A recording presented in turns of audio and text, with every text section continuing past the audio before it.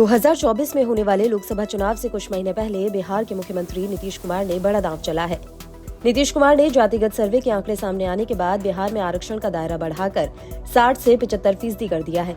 बिहार विधानसभा में भी ये बिल पास हो गया। खास बात ये रही कि किसी ने भी इसका विरोध नहीं किया, बीजेपी ने भी नहीं।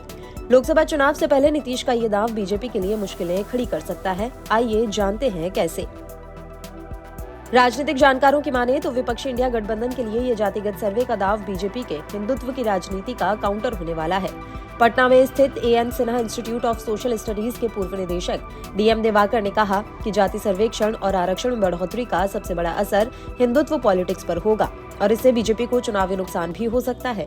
उन्होंने कहा कि अन्य राज्यों में जातिगत जनगणना की मांग इसकी राष्ट्रीय गूंज को बढ़ाएगी। बिहार ने तैयार किया मंच।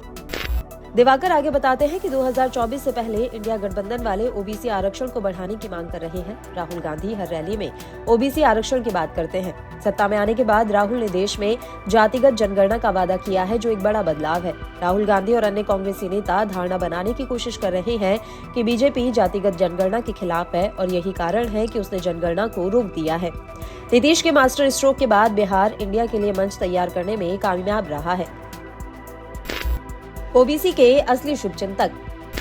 ऐसे में सवाल उठता है कि बीजेपी क्या नीतीश मॉडल के इस चक्रव्यूह में फंसने वाली है। प्रधानमंत्री मोदी के नेतृत्व में बीजेपी हिंदुत्व और सोशल इंजीनियरिंग के भरोसे केंद्र की सत्ता में है। नीतीश के ओबीसी वाले दांव पर पीएम मोदी का बयान आया है। उन्होंने कहा कि ओबीसी हितों का सबसे ज्यादा ध्यान बीजेपी रखती है। केंद्र सरकार में 27 ओबीसी मंत्री हैं। उन्होंने कहा कि देश में बीजेपी के 365 ओबीसी विधायक हैं। बीजेपी की पूरी कोशिश ये बताने की है कि पिछड़ों की असली शुभचिंतक बस वही है। हिंदुत्व एजेंडे को धार देने में जुटी बीजेपी। खुद को पिछड़ों का असली शुभचिंतक बताने के साथ ही लोकसभा चुनावों से पहले बीजेपी अपने हिंदुत्व एजेंडे को धार देने में जुटी है। इसकी झलक देखने को मिली मध्य प्रदेश के सतना में। पीएम मोदी ने भव्य राम मंदिर की चर्चा की। सतना में पीएम ने कहा कि मैं आजकल जहां भी जाता हूं वहां अयोध्या में बन रहे प्रभु श्री राम के मंदिर की चर्चा होती है। श्री राम मंदिर को लेकर पूरे देश में खुशी की लहर है। डबल पिच पर बैटिंग के मूड में बीजेपी।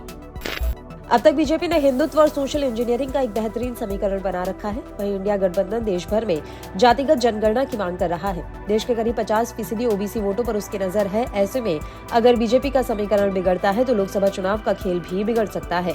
हालांकि बीजेपी की सबसे बड़ी ताकत तो खुद प्रधानमंत्री मोदी और उनका पिछड़ा वर्ग से होना है। बीजेपी की रणनीति को देखें तो इंडिया गठबंधन के जाति वाले दांव का बीजेपी जब तक काट नहीं ढूंढ लेती तब तक पार्टी डबल पिच पर बैटिंग के मूड में दिखाई दे रही है।